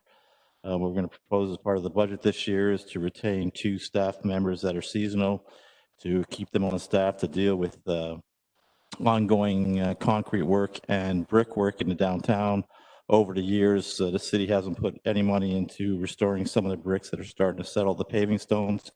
So having people on staff and at our disposal that we can direct, we'll start dealing with those areas where we see the bricks starting to settle. So that's how we want to address it going in the future. And what we're dealing with right now is the same problem we've had dealing the last 2 years and the years before I even arrived. Thank you for that. Good. Okay, that gets us through additional business. Number 18, motion the committee rise. Councillor Hamley. I would move that the committee of the whole rise and report. Okay, all in favor?